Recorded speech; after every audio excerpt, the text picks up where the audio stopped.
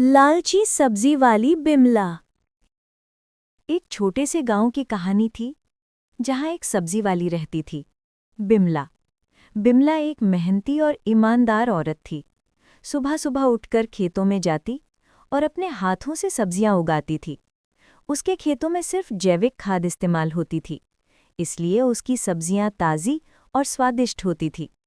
गांव के लोग कहते थे, बिमला की सब्जी खा लो जैसे माँ के हाथ का खाना।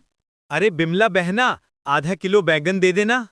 अरे भैया, आधे बैंगन से क्या होगा, 1 किलो ले जाओ, सबको खिला पाओगे। और बस इस तरह बिमला हर रोज सब्जी बेचती, लोगों से मिलती और हमेशा मुस्कुराती। रात को जब पैसे गिनने बैठी, उसके चेहरे पर एक संतुष्टि थी। मैं ईमानदारी से कमा रही हूं। पर एक दिन कुछ बदला।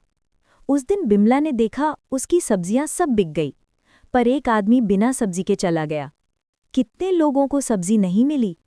अगर मैं ज्यादा सब्जी उगाऊं तो ज्यादा कमा सकती हूं। और बस उस रात एक लालच का बीज बिमला के दिल में पड़ गया। अगले दिन बिमला खेतों में गई, लेकिन इस बार उसने जैविक खाद नहीं डाली। उसने बाजार से रासायनिक खाद लाई और खेतों में छिड़क दी। उसने सोचा, ज्यादा सब्जी जल्दी उगेंगी और मैं ज्यादा कमाऊंगी। और वैसे ही हुआ। कुछ ही दिनों में उसके खेतों में हरी भरी सब्जियां छा गई। गांव वाले हैरान हो गए।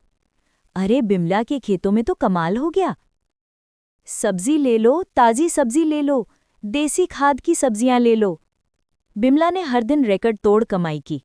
उसके घर में नए बर्तन, नए कपड़े, सब कुछ आ गया। लेकिन कुछ दिन बाद कुछ अजीब होने लगा। गांव के बच्चे बीमार पड़ने लगे। लोगों को उल्टी, चक्कर, बुखार होने लगा। किसी को कुछ समझ नहीं आ रहा था।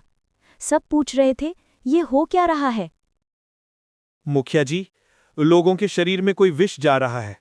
कुछ तो खाद या खाना गलत है। मुखिया जी तुरंत सच जानने निकले। वो चुपके से बिमला के खेतों तक गया और देखा बिमला जैविक खाद नहीं, रासायनिक जहर छिड़क रही थी।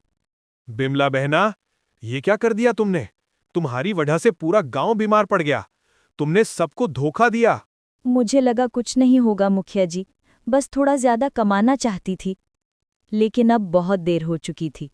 मुखिया ने पूरे गांव को सब बता दिया। भैया, सब्जी ले लो, ताजी सब्जी ले लो। नहीं चाहिए तुम्हारी सब्जियां, चली जाओ यहां से।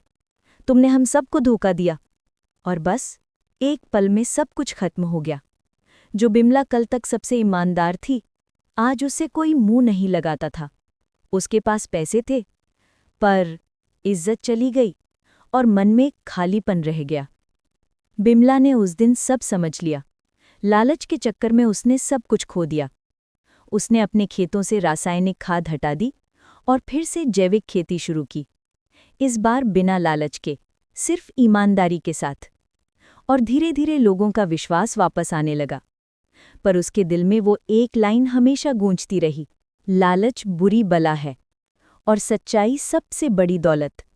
लालच से कभी खुशियां नहीं मिलती। ईमानदारी से मिले तो छोटी कमाई भी बरकत बन जाती है।